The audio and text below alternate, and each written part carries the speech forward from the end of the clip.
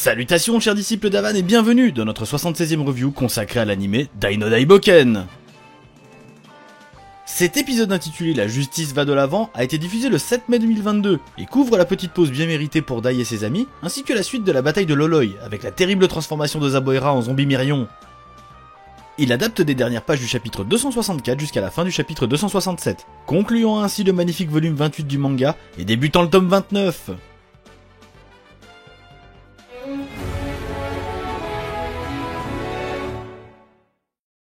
Bonjour, ici le staff. Cet épisode marque le retour de Satoshi Nishimura au storyboard.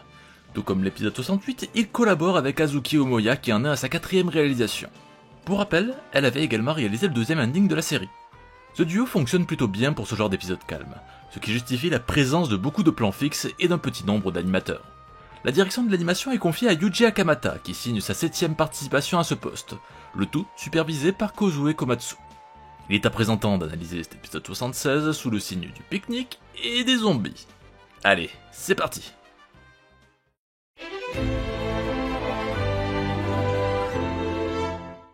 L'épisode débute sur l'ouverture des portes du palais de Vern par Avan, grâce à la combinaison de ses arcanes et du sort Abakam.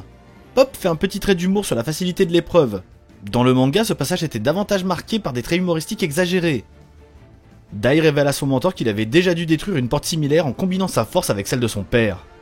Mais Avan lui a démontré que la puissance physique n'est pas la seule option dans une situation compliquée. L'intelligence et la bonté sont autant de forces pouvant s'exprimer sur le champ de bataille. Cette vision est diamétralement opposée à celle de Vern, et notre jeune héros continue de mûrir. Avant de continuer, Avan jette un œil vers son premier disciple, combattant au loin contre l'armée de monstres des enfers. Dans le manga, les proportions de la case étaient surprenantes, et donnaient l'impression que le BG était beaucoup plus proche que sa vraie position. Les cases suivantes disposaient d'un effet de fou très peu utilisé dans le reste du manga, probablement pour mettre en valeur la relation singulière de ces deux protagonistes. Le maître s'incline devant la volonté de son disciple, et retourne auprès de Dai et ses amis. Les monstres pensent vite pouvoir se débarrasser de Yunkel et s'attaquer au reste de l'équipe, mais ils font une terrible erreur. Maintenant que le mentor est revenu, le BG n'a plus à jouer les grands frères, et peut complètement se lâcher. La direction de base a été gardée en appliquant un jeu d'ombre sur le regard du guerrier immortel, tandis que l'armée se précipite sur lui. L'immortel BG intellectuel utilise alors Grand Crust pour se débarrasser d'eux. La mise en scène est un peu timide, et c'est le type d'attaque qui mériterait plus de soin sur la réalisation. C'est sur ce déluge de puissance que le tome 28 se terminait, avec une superbe planche disposant d'effets de lumière saisissants. L'anime a tout de même le mérite de nous présenter un plan inédit, où l'on voit que tous les monstres visés par l'attaque ont été anéantis, ce qu'on ne pouvait pas voir dans le manga. Pendant ce temps, le reste de l'équipe continue de courir pour pénétrer dans le cœur du palais. Comme dans l'épisode précédent, l'animation n'est pas fameuse, et la sensation de dernière ligne droite aurait pu être plus travaillée. On a toutefois droit à de beaux plans sur l'architecture du palais, là où le manga se contentait d'une case verticale pour nous présenter le seul couloir disponible. L'équipe se retrouve devant une fontaine, et l'anime reprend avec élégance la magnifique pièce qui nous était présentée dans le manga. L'endroit est beau, oui, mais le chemin ne se divise jamais. Ainsi l'équipe n'aura pas d'autre choix que d'utiliser le chemin décidé par l'ennemi. Notre pauvre Pop est épuisé par toute cette course, et a besoin de se reposer. Après tout, il vient quand même de tout donner pour sauver Dai du piège de Kilvern. Léona est d'ailleurs surprise que notre petit héros ne soit pas épuisé lui aussi, mais il lui a suffi de courir un peu pour se remettre en forme. L'expression de surprise de la jeune femme a été bien reprise par rapport au manga, avec un travail sur les sourcils amusant. Quelques ajustements ont été réalisés dans la scène à venir. Tout d'abord, nouvelle mœurs oblige, le comportement de Pop est différent. À la base, quand il demandait à Mam de le soigner, il en profitait pour lui tripoter les fesses, ce qui a été supprimé ici. De plus, lorsque Maître Avan décidait de faire une petite pause, un petit effet a été appliqué sur sa main pour marquer sa décision, ce qui n'a pas non plus été repris ici. Cependant, une autre modification bienvenue a été réalisée. Le maître présente désormais un tube magique à son équipe, ce qui permet d'expliquer comment il a pu organiser un pique-nique au beau milieu de ce champ de bataille. Cet intermède est d'ailleurs amusant pour tout joueur de RPG. Quand c'est enfin le moment d'aller dans le dernier donjon, le joueur décide de prendre son temps pour aller faire des courses ou encore de terminer des quêtes annexes alors que la fin du monde est imminente. Et ne mentez pas, nous l'avons tous fait. Ici, notre équipe de héros décide juste de se reposer et de se remplir la panse avant d'affronter le terrible Vern. D'ailleurs, à propos du boss final, nous le retrouvons accompagné d'un nouveau personnage derrière un rideau, ne montrant qu'une immense ombre. Des bruits métalliques accompagnent ses pas, tandis que dans le manga, on pouvait carrément voir l'un de ses pieds, ce qui ne laissait guère de doute sur sa nature. Un léger ajustement a aussi été réalisé ici. Dans le manga, le mystérieux inconnu disait qu'il allait entrer en scène, tandis qu'ici, Vern lui donne son accord explicite. On retourne du côté de Maître Avan qui chantonne une mélodie sur son bonheur de pouvoir faire un petit pique-nique. Cependant, Pop refuse de se la couler douce pendant que Yunkel risque sa vie et veut retourner au combat. Il a à peine le dos tourné qu'Avan lui balance une plume en plein dans le crâne. La case a d'ailleurs été reprise à l'identique pour notre plus grand plaisir. Notre pauvre magicien se retrouve inconscient les fesses à l'air, mais il est où le respect pour notre archimage? Une aura verte représente ici l'effet bénéfique de la plume. Dans le manga, cet effet était marqué par les teintes utilisées sur le personnage, comme s'il baignait dans la lumière. Et contre toute attente, Pop retrouve ses points de magie. Le maître explique alors qu'il possède deux types de plumes, les plumes dorées qui disposent de mysticite et amplifient la force magique, ainsi que les plumes d'argent qui disposent d'une pierre sacrée permettant d'emmagasiner la magie.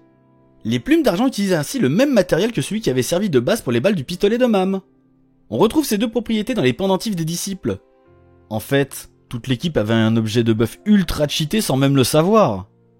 En récupérant la plume qu'il a envoyée sur Pop, Avan s'aperçoit qu'elle a complètement été vidée, alors que normalement, une plume devrait suffire pour 2 ou 3 magiciens. Décidément, notre archimage s'est vraiment métamorphosé depuis le début de l'aventure. Il rechigne à utiliser une deuxième plume pour être à fond, mais le maître lui rappelle ses responsabilités envers le reste de l'équipe. La réaction du jeune homme était plus marquée dans le manga à ce moment-là, alors qu'ici elle est assez anecdotique. Le maître confie à Mam 2 plumes pour recharger les pouvoirs de Dai et Pop. Dans le manga, les personnages sont debout à ce moment-là, alors qu'ici ils restent assis tout du long. C'est probablement pour faire des économies sur les plans de l'épisode, mais malheureusement cela rend les personnages assez passifs. Avan va devancer un peu l'équipe et chercher les pièges qui pourraient se trouver dans les prochaines pièces. Le côté excentrique du personnage est aussi bien mis en valeur, avec un beau plan sur son marteau casseur de pièges. On se demanda d'ailleurs où il a pu bien cacher ça dans sa tenue. Dans le manga, le marteau apparaissait aussi de nulle part, mais on ne connaissait pas son nom exact, c'est donc un ajout bienvenu dans l'épisode. Comme Dai fait remarquer à Maître Avan que cela serait peut-être dangereux d'y aller seul, celui-ci demande à la princesse Léona de l'accompagner. Le bougre a l'air pressé puisqu'il court à toutes jambes pour ne laisser qu'une traînée de fumée. Dans le manga, on pouvait quand même le voir en haut des escaliers avec la pauvre Léona. Le reste de la coterie peut souffler un peu et découvrir le contenu du pique-nique du maître. Il est presque à l'identique de celui du manga et reprend le visage du célèbre mentor. Le bento de la version anime a l'air encore plus copieux, et les plus rigoureux verront que des sauces ont été ajoutées. Allez-y, à table! Et les dialogues ont légèrement été changés durant cette petite pause. Ici, Mam indique qu'ils doivent continuer de compter sur eux-mêmes et ne pas se reposer sur le maître. Tandis que dans le manga, elle disait qu'il avait l'air de se forcer d'avoir l'air enjoué et n'était pas rassuré. De plus, quand Dai indiquait qu'il fallait manger pour reprendre des forces, le ton était bien différent.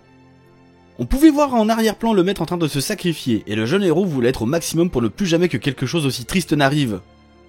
Mam et Pop avaient une petite page de réflexion sur ces paroles, et l'ambiance était donc plus lourde.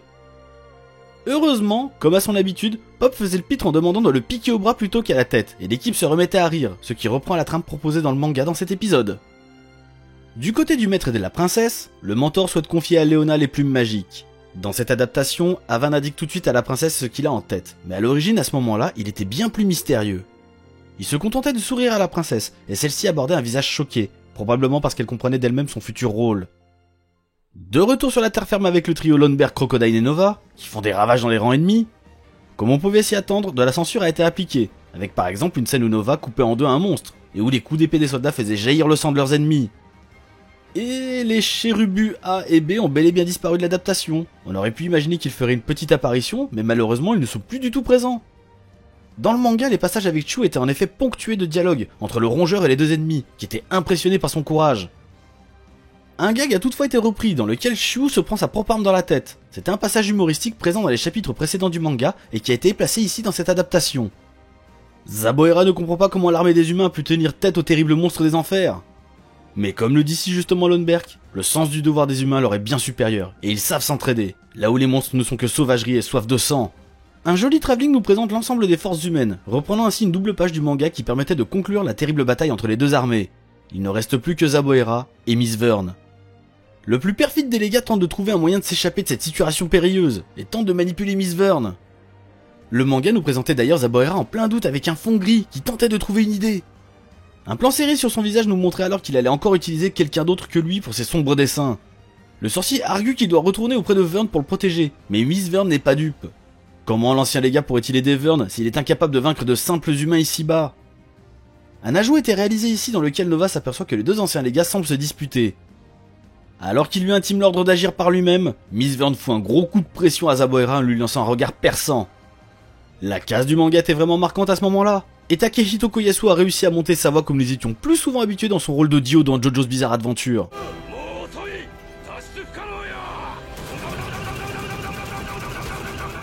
Il est rare que Miss Vern perde son calme, et la lâcheté de Zaboera semble l'énerver au plus haut point. La réaction du sorcier a aussi été bien adaptée, avec le fond qui l'accompagnait. C'est sur cet échange singulier que se concluait le chapitre 266. Le vil sorcier tente bien de jouer sur la camaraderie qui pouvait exister entre eux au sein des armées du mal, mais c'est peine perdue. Miss Verne lui rappellera cette phrase que nous avions déjà entendue plusieurs fois dans sa bouche. Les ordres de l'empereur du mal priment surtout. Dans le manga, un arrière-plan particulier entourait les deux légats à ce moment-là, ce qui permettait de définitivement marquer leur relation et le mépris que Miss Verne portait à Zaboera. Avant de quitter le champ de bataille, l'éminence grise annonce mystérieusement que si Lundberg l'avait voulu, le combat entre eux aurait été vite terminé. Mais qu'il en était de même pour lui s'il s'était battu à fond. Ces deux-là semblent donc encore avoir des surprises à nous réserver. Le légat des ombres se téléporte en témoignant du respect aux combattants qui ont vaincu l'armée du mal. Il respecte l'adversaire quel qu'il soit pourvu qu'il soit fort et valeureux. Bel esprit. Zaboera est pris au piège, et Crocodile lui dit qu'il ne peut pas être assez idiot au point de penser qu'il puisse s'en sortir. Ces paroles font hurler de rire le sorcier. Lui, idiot, alors qu'il dispose d'un esprit et d'une intelligence supérieure, il ne peut pas supporter d'être traité ainsi. Certains pourront être déçus par le traitement graphique de Zaboera, dont la tête semble parfois disproportionnée par rapport au design du manga. Le pauvre sorcier aura décidément reçu peu de soins sur cette adaptation. Heureusement, la scène qui va suivre va changer la donne. Le sorcier mystique décide de tuer tous les monstres encore vivants, les transperçant avec un sort sur plusieurs cibles. Cette fois-ci, les gerbes de sang sont bien visibles et respectent bien les plans de base. Le traitement de la censure est donc assez étonnant dans cet épisode. A noter que dans le manga, Chu sauvait les deux chérubus d'une mort certaine, en les poussant pour éviter le sort du sorcier. Morvonné, celui-ci entraîne les cadavres des monstres vers lui, et il éblouit les survivants. Un agrégat de chair multicolore nous est alors présenté.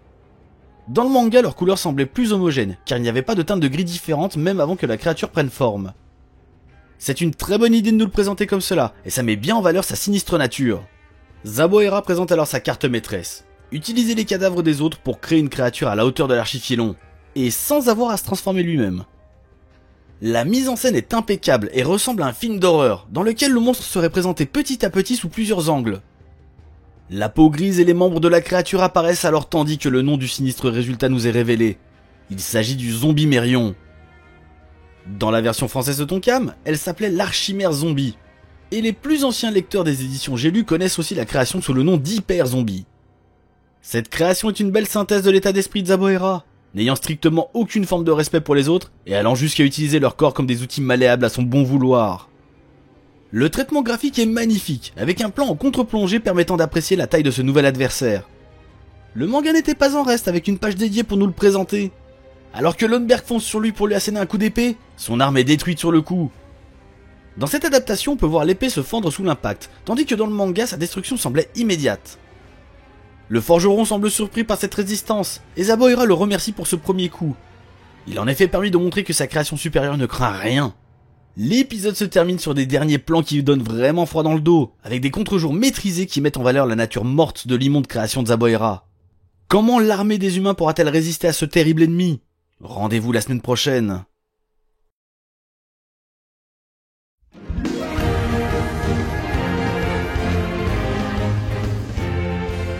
Techniquement, l'épisode reste d'assez bonne facture, et le travail réalisé par Azuki Omoya a permis d'éviter que le téléspectateur ne s'ennuie pas. Bien qu'ils soient assez nombreux, les plans fixes sont assez rapides et des techniques de zoom et travelling sont également là pour combler le manque d'animation. Quelques déceptions sont tout de même au rendez-vous, à l'image du grand creuse de Yunkel qui a manqué d'ambition sur la mise en scène de cette attaque signature. L'esthétisme n'a pourtant pas été mis de côté, avec de beaux plans du palais qui nous ont permis de découvrir un peu plus sur l'architecture du Verne Palace. Plusieurs ajustements ont été réalisés par rapport au manga. Ainsi, la censure est de retour avec les mains baladeuses de pop qui ont disparu de la croupe de Mam. La petite chansonnette d'Avan est un ajout très sympa dans cette adaptation, et colle parfaitement au personnage. Cela a dû beaucoup plaire aux amateurs du mentor. En revanche, l'ambiance des repas des disciples d'Avan est bien moins lourde que dans l'œuvre originale, dans lequel la mort de Maître Avan était évoquée avec davantage de gravité. Côté terre ferme, les chérubus du manga ne sont toujours pas présents, et ils auront donc été complètement supprimés de cette adaptation.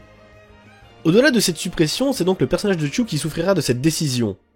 Ses élans de lyrisme sur la justice et son courage ne seront donc plus mis en avant pour notre plus grand malheur. L'épisode nous aura quand même régalé d'une magnifique mise en scène pour le zombie Mérion de Zaboera, avec de superbes plans en contre-jour qui nous en ont mis plein la vue.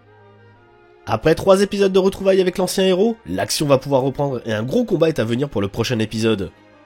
Nous allons enfin pouvoir voir le légat des sorciers se salir les mains et tout donner pour sa survie. Sa mise à pied par Miss Verne aura d'ailleurs permis de mieux apprécier la personnalité du bras droit de Verne, qui respecte des adversaires assez forts pour lui tenir tête, mais abhorre le manque d'honneur du sorcier. Et vous, qu'avez-vous pensé de cet épisode? Dites-le nous. Cette 76e review désormais terminée, nous espérons que vous l'avez appréciée. Si vous aimez nos vidéos et que vous voulez nous aider dans notre grande aventure, vous savez ce qu'il vous reste à faire pour nous donner le courage de continuer.